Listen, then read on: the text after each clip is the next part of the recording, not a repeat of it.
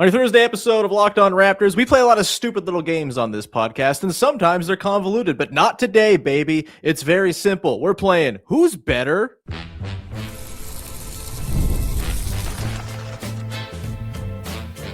You are Locked On Raptors, your daily Toronto Raptors podcast, part of the Locked On Podcast Network.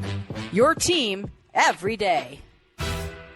Hey, what's going on? And welcome to another episode of Locked On Raptors. It is Thursday, March the 5th, and I'm your host, Sean Woodley. I've been covering the Raptors for far too long. You can find all my work over on Blue Sky. You can find the show on Instagram. You can join us in the Locked On Raptors Discord server, as always. Link in the description of the podcast. 100% free to join our little family of freaks over there. And we're off and running here on an episode I'm quite excited for. As one of my favorite regular guests of the show over the last couple of years is here. He is one of the co-hosts of the wonderful You Know Ball podcast. It is TrillBroDude, and we're going to play a little game called Who's Better, which I will explain in depth once I've been polite and welcomed my guest in. Trill, how the hell are you, brother?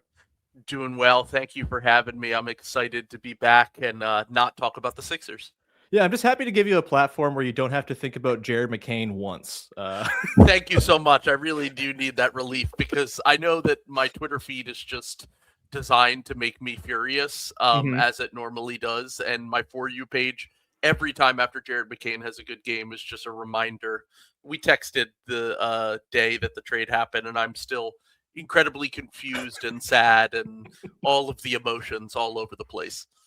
We love it when the GMs do things that make zero sense and then double down on how they actually made sense, don't we? We're not going to talk about Jared McCain today. I promise we won't talk about Jared McCain anymore. We will talk, in fact, about some other stuff through the lens of a stupid little game, as we like to play on this here podcast. And the game today is a new one I've designed, and it's very simple. It's kind of a riff on Face Smash, if you've seen The Social Network. I think they're doing this thing as like a viral thing on like movie internet as well, like which movie's better. We're going to do it with basketball players today. It's Who's Better, and we're going to do it Toronto Raptors edition. We're going to talk about some Defensive Player of the Year candidates. Scottie Barnes versus blank. Who's better? Collin Murray-Boyles. Which guy would you rather have for the future? Collin Murray-Boyles or blank? Plus, we'll look at the team level. Toronto Raptors versus other teams in the NBA. Who's better? Trill will be here as the judge, jury, executioner, and I will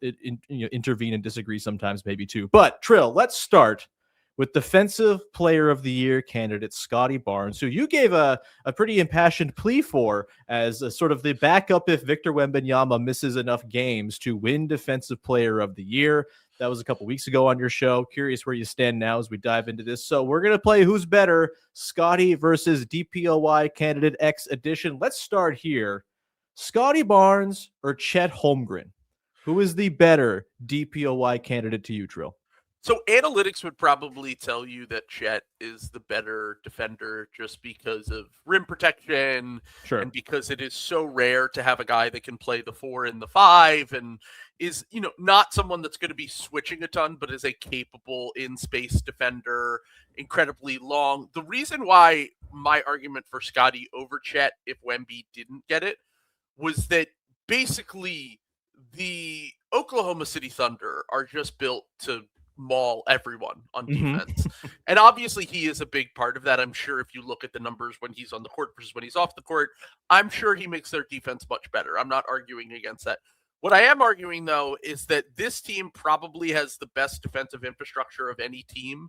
And it feels like a lot of the teams this year that are extremely good on the defensive end are doing it as a collective. They are basically building a fortress against, high-level offensive talent to slow them down. And Chet is more of a cog in the machine for that defense, as opposed to, kind of the throwback rim-protecting Rudy Gobert style Defensive Player of the Year, who is kind of, the sun, the moon, everything for that defense. And Scottie, I think Scottie's case is pretty clear. I mean, he's on a team that has a decent amount of offensively tilted talent. Obviously you guys do have some role players but that are defensively tilted, but you've been playing without a center for most of the season. And you're playing, a style that really allows Scottie to thrive. And it's to the point where I don't know if this is still the case because Wemby has come back, but last time I checked, it was like him, Maxey, and Wemby were battling for the most stocks in the NBA. And I think total stocks, I believe Scottie actually had the lead. So from a defensive playmaking standpoint, from a lack of defensive talent around him, that was kind of my argument. But I would imagine that the voters would probably just give OKC an award for this historic defense. Yeah, I mean, and fair enough. As someone who will forever be mad that nobody from the 2019-20 Raptors made an all-defense team, while Matisse Thybulle made an all-defense team that year. My God. On-offs, baby.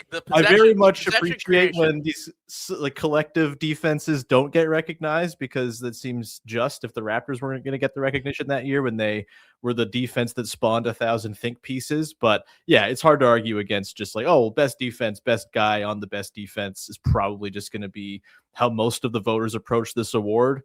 I am with you. I think Scottie's argument is just sort of look at what's around him and what he's been able to do. And the fact that this team is a top 10 defense and has been pretty much the entire season, I think is pretty wildly impressive. A guy who does have the case of like the numbers when he's on the floor are just so ridiculously tilted towards the defense being better when he's out there. They're really, really great when he's out there and just not good at all when he's not.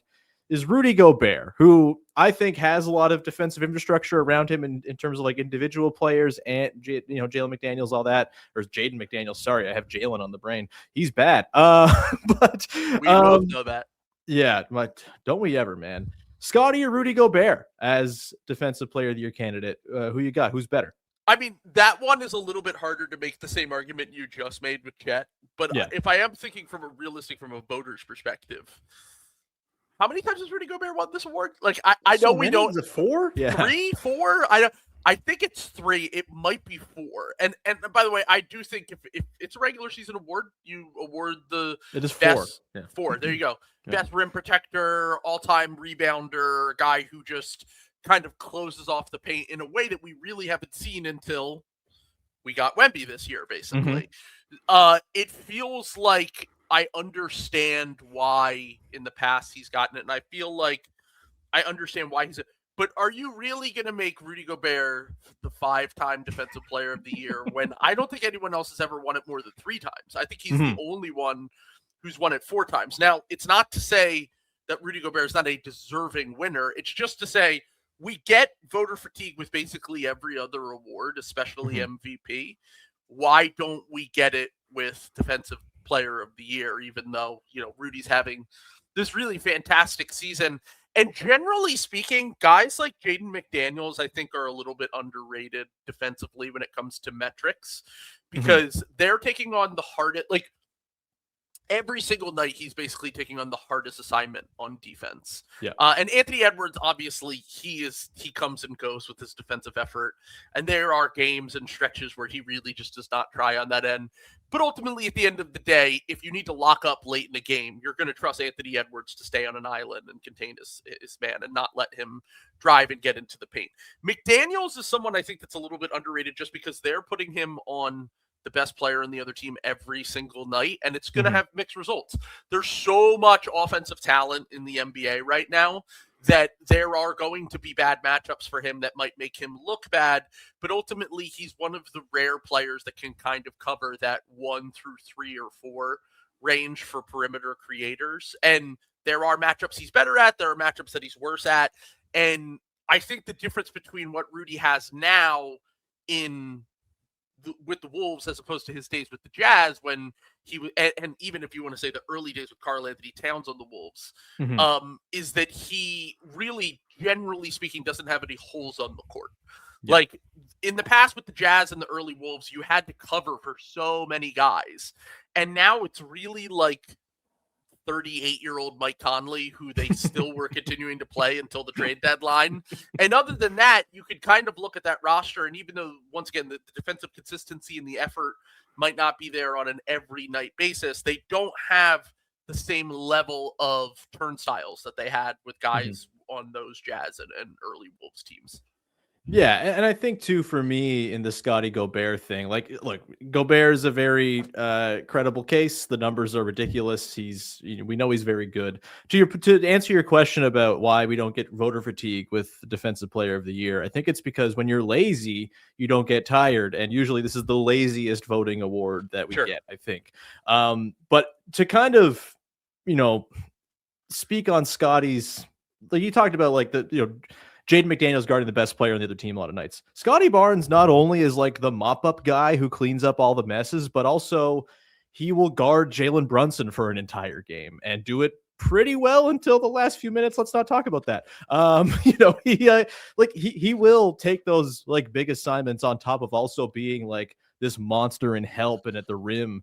And I think that kind of like modernity in the way he plays defense is maybe something that should get a little bit more credit in the voting than maybe it's gotten historically, and maybe we're headed that way. We'll see, but that's the argument. The stats case is not there for Scottie over Gobert, just the sort of he does everything and does all the different types of things in a way Gobert doesn't. Their argument is, and so yeah, I'd go Scottie over Gobert as well by a smidge. Last one here, Scottie or Derik White, everyone's favorite really good defensive guard. Derrick White, if you want to make the argument for non-big defenders that can be glue guys on defense, to me, the two guys that you could make the argument for that are not wings or bigs at all are Derrick White and Alex Caruso. Caruso obviously doesn't play the minutes. He hasn't even played all that much this year. I think pound for pound, he's probably the best defender in the NBA. And I think Derrick White is the other one that's in that argument. I mean, it's so rare that you get a guy that is 6'3", 6'4", that can protect the rim and can guard on the perimeter and can help. The Celtics are another team where I do feel like it feels like if you just looked at their roster, you would say they have a lot of good defenders. But it is tough to make that argument when you consider, like, if you watch their games, Jaylen Brown does not try on defense half the day. No. It's very similar to the Anthony Edwards thing, where he just doesn't try on defense half the time. Cade has obviously been fantastic this year, but I think White allows him to kind of flourish in that role. And then other than that, you have a bunch of guys who are like solid defenders. You have Peyton Pritchard, you have Sam Hauser, obviously the new young up and coming wings with Hugo and Jordan Walsh. But that one's probably tough for me to argue. Once again, I think if I zoom out, I think Derrick White might be a little bit slightly more valuable only because he is one of one.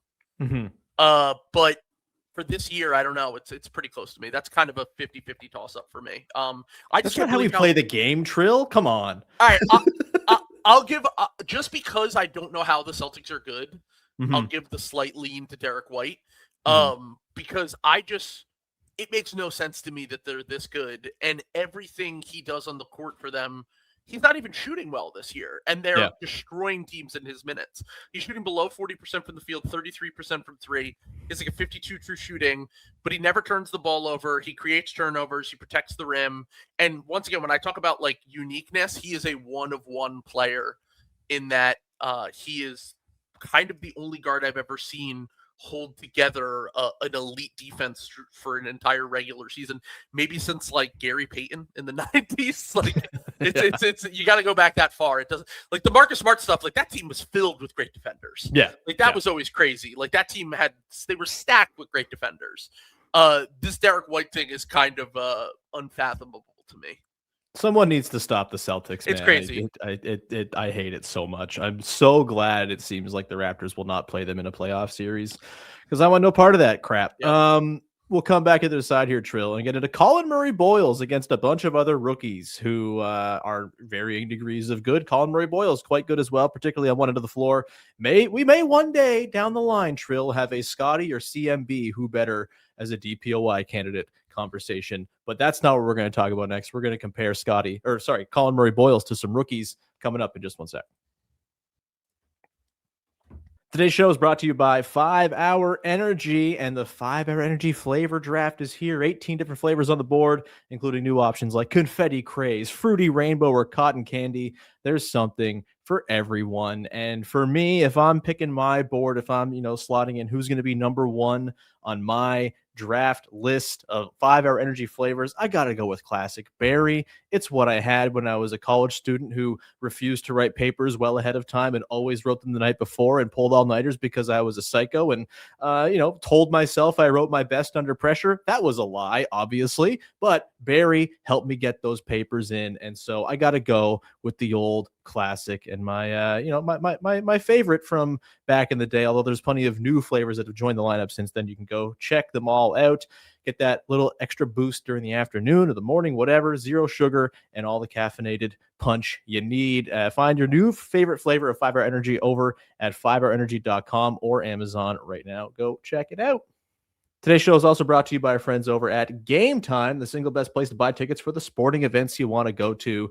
I've been to all kinds of sporting events with Game Time. I've been to a Seattle Storm WNBA game. I bought tickets literally at the door for like $6 when I was in Seattle a couple of years ago. I've gone to PNC Park in Pittsburgh and Progressive Field in Cleveland, and I bought the tickets with Game Time, and I use it because I know there's going to be no surprise fees at the back end. I know exactly what I'm paying. They highlight what the best deals are with little color-coded things to make it so I'm not paying like a sucker for tickets that are way too expensive. And you get the view from your seat. If you've never been to a venue before, it's a really big deal to get that view from your seat, especially for baseball. If you're going outside, baseball's coming up soon. You want to know like where the sun is going to be. If you're going to be in the direct line of fire of the sun in the middle of the day, those seat views can be a huge help with that in particular. Take the guesswork out of buying NBA tickets with Game Time. Download the Game Time app, create an account, use code LOCKEDON for $20 off your first purchase. That's code LOCKEDON for $20 off. Download Game Time today. And remember, it's gametime.co, not gametime.com. Gametime.co. Go check it out. Back at it here playing Who's Better with TrillBroDude from the wonderful You Know Ball podcast. And Trill, let's get into Collin Murray-Boyles, a guy who I know you liked a lot in the draft. We talked about him last year in the lead up to the draft, and sort of, the thing that we talked about that kind of came to pass, where we were like, really like this prospect, kind of carbon copy of all of the types of prospects the Raptors usually go for.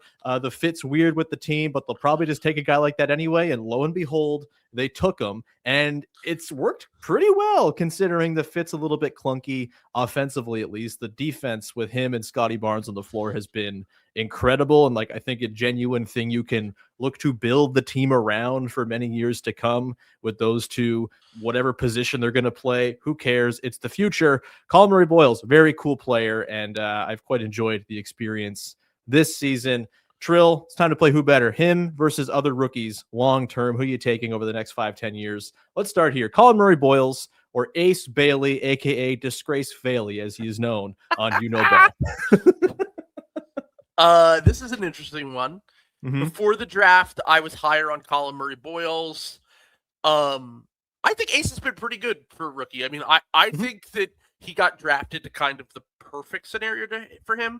And one of the reasons we talked about before the draft that we didn't know if they would take Collin Murray-Boyles is because the clunkiness of that fit. Mm-hmm. Like, is it going to be worth it for a team that is trying to build around a Scottie Barnes, a team that has a bunch of guys that don't put up a huge volume of threes, and Brandon Ingram and Emmanuel Quickley and RJ Barrett have, but to different levels of success. Sure. In the past. They play a traditional center, whereas Ace Bailey got drafted to a team with a coach that is going to basically mitigate any issues he has as a creator, any issues that he has just dribbling a basketball in general.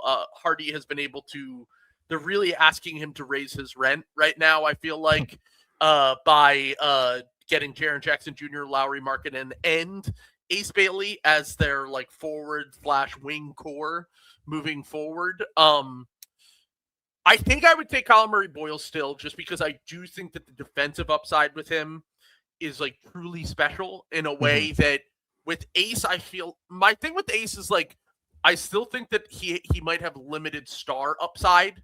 Sure. Even though we got drafted to a scenario where it's probably the best case for him. But if you watch them play, he settles for a lot of mid-range jumpers.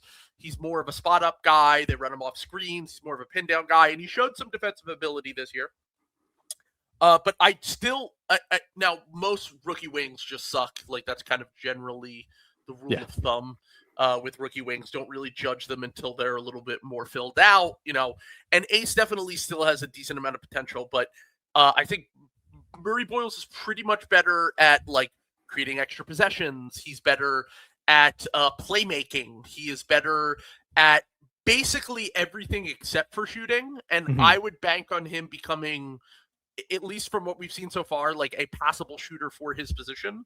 Yeah. And I think long-term impact, I think Collin Murray-Boyles is one of those guys that's probably going to end up one of the 50 to 75 best players in the NBA, but is probably underrated for the majority of his career because he just does all the little things in a way that if you were polling every fan or every GM, they might take Ace Bailey because Ace has the pedigree, he has the size, he has the shooting, and he definitely is fairly athletic. But I think that it's really hard to kind of reach the levels of impact that someone like Collin Murray-Boyles can have unless Ace becomes an all-star. That's pretty much the only path for him to do that. Yeah, I'm with you on this one. Like, I mean, people who listen to the show know what I feel about Collin Murray-Boyles. What I've said it before, and I've been one of these single like biggest people who's ever pushed back at like the concept of, oh, this guy's the next Draymond Green. We've been doing it for the last 10 years, and it's been stupid every single time. But with Collin Murray-Boyles, like, there's something there that makes him almost the closest thing to it, even if he's not going to be a multi-time defensive player of the year and like the anchor of a historically great dynasty. Like, I don't think that's in his future, but like the punching above his listed size stuff is very real. The fact that like the rebounding stays good or improves when he's on the floor versus when they have a center out there. The fact that he just like can seemingly guard anyone. Like he held up really well against Wemby last week. Like he just does not seem scared or like pushed around. He's extremely strong to the point that like I don't quite understand how a rookie is that strong. And yeah, I'm taking the defensive upside there for sure. I think he's going to be a damn good defender for a very, very long time and probably making some all defense teams at some point down the line.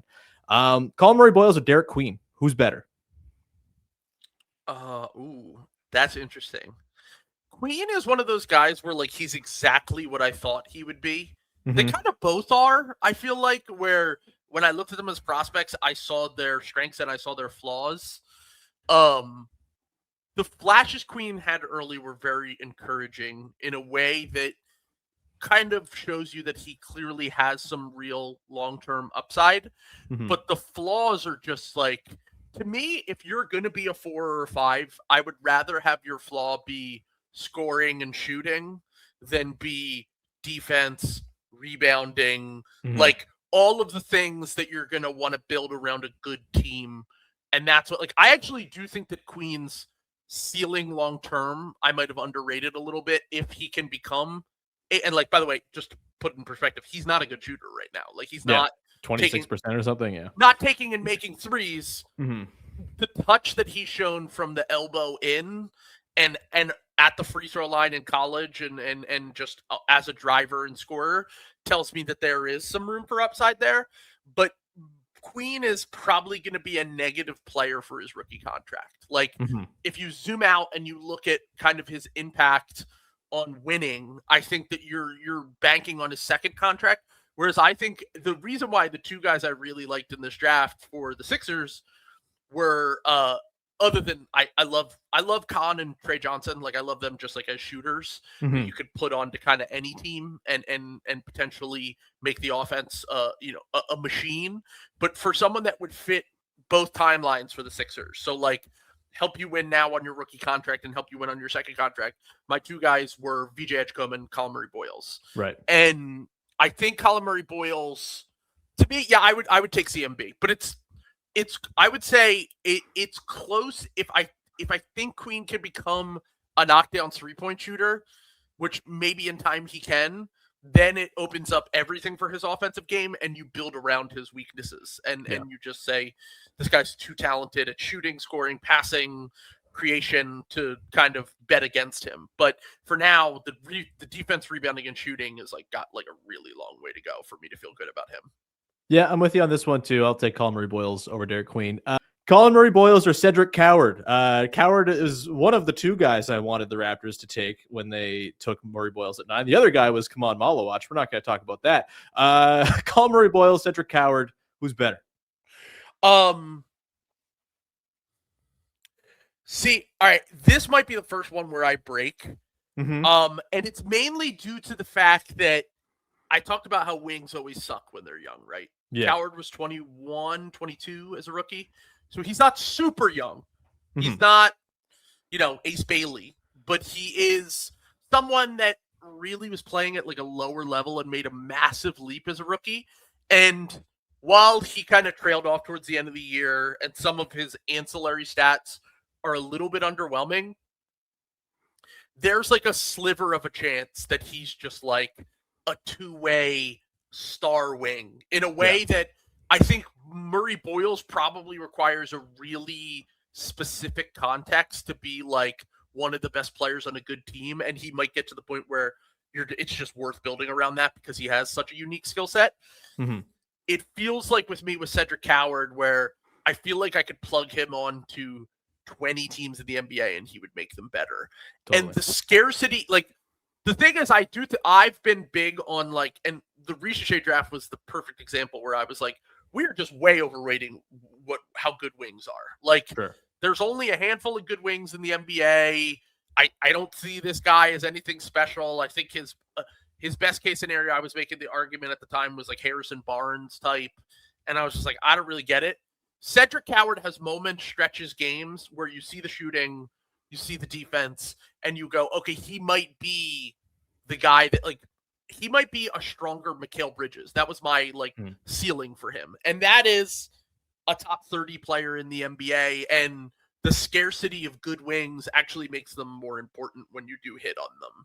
Mm-hmm. So I'll slightly take Cedric Coward there, but it is fairly close for me. Yeah. It is really like I love both guys. They're both awesome. Like I think if the Raptors had Cedric Coward, maybe he does like a little bit less to affect winning on this year's team than Murray-Boyles has done. I think maybe if you have him, the sort of future of how the team gets built is maybe a little bit clearer. That not to say that I don't think they can figure it out with Scottie and Murray-Boyles, but like a good shooting, like kind of do it all long wing is, just sort of like you said, you plug and play and you can kind of make any team around that. Maybe I'll be the homer and ride with my dude for now. We'll keep on riding with the stock pot, Collin Murray-Boyles, but it's very close. We'll come back on the other side and get into the who's better between the Raptors and a bunch of teams. The Sixers are in there among some other teams, including one Western Conference team that I think is kind of the dividing line between the good and the bad teams in the NBA. We will talk about that coming up in just one sec. Today's show is brought to you by TurboTax. It's tax time, but for a lot of us, the old way of doing taxes is a lot. Trying to book an appointment that's not the most convenient, sitting in a waiting room with a stack of papers, emailing back and forth and wondering if they really get your situation. But this year, you're getting a major upgrade. Intuit TurboTax now has in-person locations nationwide. You can meet face-to-face with a real tax expert, and your documents get uploaded straight to your TurboTax app on the spot. And just like that, you're done. Your TurboTax expert works to get you every dollar you deserve, while you get a real-time notification as you go about your day as those things get done for you. It's the relief of walking in and meeting a real person and walking out knowing your taxes are being handled right. Head to turbotax.com/local to find a store near you and book your appointment. Wrapping things up here with TrillBroDude from You Know Ball as we continue to play Who's Better. This time we turn it away from players and are talking teams. The Toronto Raptors, I have kind of dubbed them throughout the season as so clearly the 10th or 11th best team in the NBA. They lose to all the teams above them. They beat all the teams below them. No one has ever been more the 10th or 11th best team in the NBA than this year's Toronto Raptors, outside of maybe this year's Philadelphia 76ers. So Trill, we're going to run through a handful of teams here. We got a lot of East teams we'll get to, but I want to start with a team out West that I think is kind of the difference between whether you think the Raptors are the 10th or 11th best team. It's the LA Lakers. I don't understand this team at all, yet I totally understand this team. The LA Lakers, who's better, Raptors or Lakers? Who you got, Trill? I think the Lakers stink. I'm like to the point where I just think that I think they're dead on arrival in the playoffs. I think it is really hard to completely fade a team that has Luka Doncic, the creation of Luka Doncic, Austin Reeves, and then older LeBron James, but like a player who has historically taken off the playoffs. But this season was always going to be a punt for them in a way, just because they have the way to angle when LeBron's off the books next year for them to get cap space. Mhm. And they did. I actually I know that they got Pelinka has been a bad GM in my opinion since the title. Yeah, the luckiest bad GM who's ever existed. Exactly. He has been a bad GM since they won the title. Like he did a good job building that team, and then has been pretty much one of the bottom 10 GMs in the NBA since. But this year, I think he was kind of dealt an impossible hand, where they had Luka drop right into their laps. LeBron wasn't going to have any trade value because he could just say, "I'm not going there." Sure. And you have Reeves as a free agent this offseason. And then the only players you could add were players that would come to your team on some form of discount, whether that was Marcus Smart or DeAndre Ayton or whoever. Like, they just didn't have ways to get better this year. They're kind of handcuffed in a way that it really does suck to punt on a prime Luka Doncic season. But with the way that Luka has been so up and down this year, and especially in big games against good teams where he used to just absolutely destroy, combined with LeBron aging and their lack of good role players, I think there's a world where I can see the Raptors upset someone. And I know the East is supposed to be the weaker conference, but they're still going to have to play one of the top 4 teams. And I think the top 4 teams are actually very good in the East. Mm-hmm. There's more of night-to-night consistency with the Raptors than the Lakers. And there is I have an easier time seeing them win a playoff series. I guess if the Lakers get the Suns, they could Right. probably win. But I'm taking everyone else in the West over the Lakers in a realistic playoff matchup. Yeah, I have been pretty skeptical of the Lakers all season. It's really infuriating to me that they've beaten the Raptors twice, including that very stupid LeBron ends the streak game and gets the assist to Rui, and everyone's praising LeBron James for the unselfishness when it was so obviously calculated. He was ready for that streak to end. What are we kidding? Who are we kidding here? But yeah, I think just the fact that the Raptors have more than 3 good players, I think kind of puts them above the Lakers to me. I think that's kind of an easy one. And that's why I have the Raptors as the 10th best team and not the 11th best team, but reasonable people can disagree. Your beloved Sixers, Trill, who's better, the Toronto Raptors or the Philadelphia 76ers? Understanding the Sixers, depending on who's available, who's suspended, who's healthy, who's not. It's kind of a night-to-night whack-a-mole situation for you guys. Yeah. Have you ever seen the Justin Herbert if man meme? We're the if team.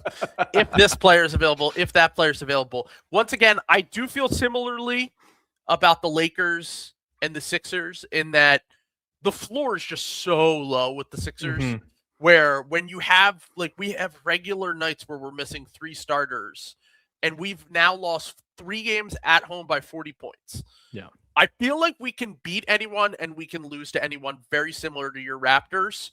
But if you were to say, who do I think if both teams are fully healthy, and which team do I think has a better chance to win a playoff series, I would take the Sixers, just because I think there's a chance that you get 2 weeks. I can't see them winning multiple playoff series. Yeah. But there's a chance you get fresh legs Paul George coming back in the playoffs and he shoots above his head. And he's insanely important to this defense in a way that I'm just I can't believe how important 35-year-old, 36-year-old Paul George is to this team. And they've been driving me insane all season. And then the Maxey and Embiid factor of the 2-man game, when those two play together, they're good. That's just kind of how it is. If Embiid's healthy for a week and a half, they have a chance to upset a team in the playoffs. So in a playoff series, I'd probably take the Sixers over the Raptors if all things were equal. But from a night-to-night consistency standpoint, the Raptors are more healthy. They have more depth. And I feel like I feel like their floor just doesn't drop out in the same way that the Sixers does. Whereas it's literally Maxey and G League players sometimes. And the Raptors haven't had that same issue outside of that small stretch where they had a ton of injuries, just like every other team goes through in the course of the season. I think full health Sixers are probably better. I can't. That's not my base assumption of what the Sixers are, I guess. Be. I don't think you can kind of operate that way. So I'd say Raptors over Sixers. If the Sixers are healthy, I'd say they're the 7th or 8th best team in the NBA. Sure. Yeah. And then most nights they're not. So then they're like the 17th to 18th best team in the NBA. So Right. split the difference, and they're exactly where the Raptors are, basically. Right. Yeah. Last one, and I think this one is maybe the most interesting one yet. Raptors or Hornets? The Hornets have obviously been unbelievable lately.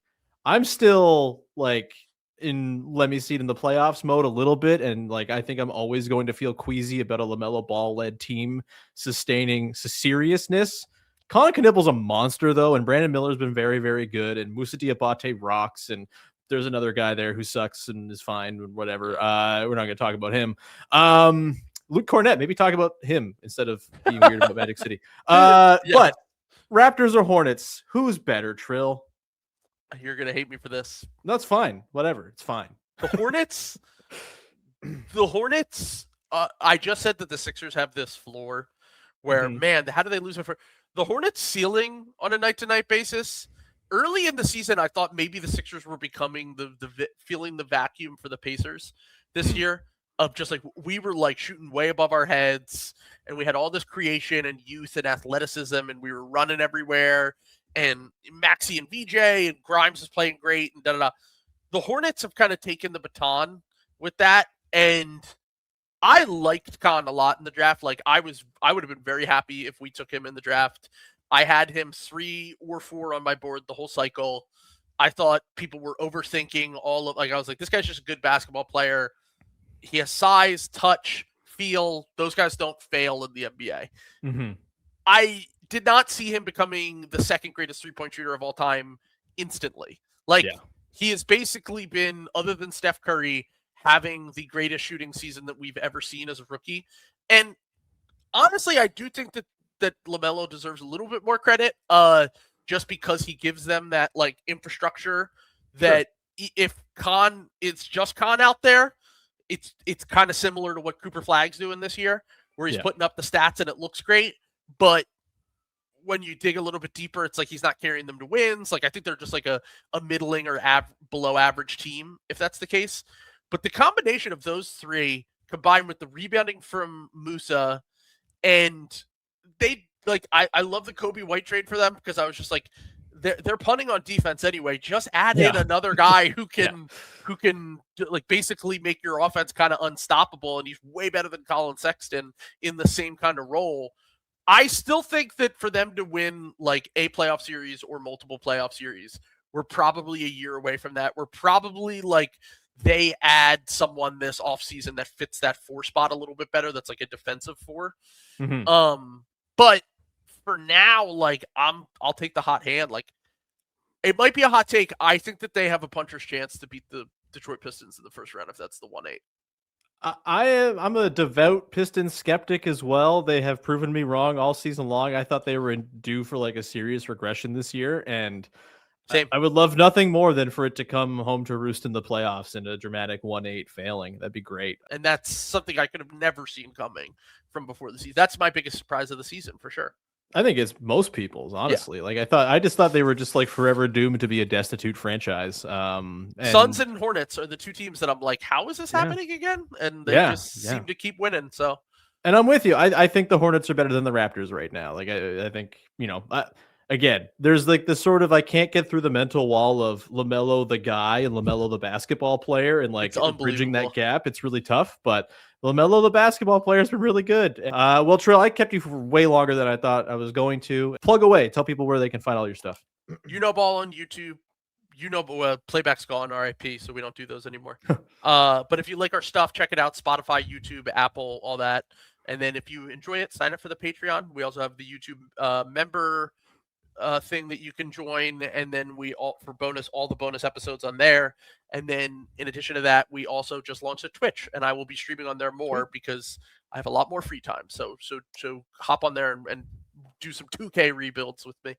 Sweet, man. Yeah. As a devout card carrying member of the Patreon of Ball, I cannot recommend it enough. It's great. You guys do awesome stuff. If you're into the draft, I think you guys do as good a job covering the draft as anybody out there.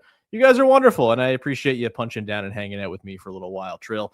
We're going to leave it there. Thanks so much. Follow, subscribe, rate, review, tell a friend, join the Discord, link in the description of the podcast, sign up for the Everydayer Club, $5 a month, $50 for the year, gets you ad-free episodes of the show every day, plus access to our Locked On Network-wide Discord, which is fun. Got a good NBA chat going in there, and thanks for supporting the show. We'll talk to you again on Friday as we break down Raptors, Wolves. Thanks for hanging. Bye-bye.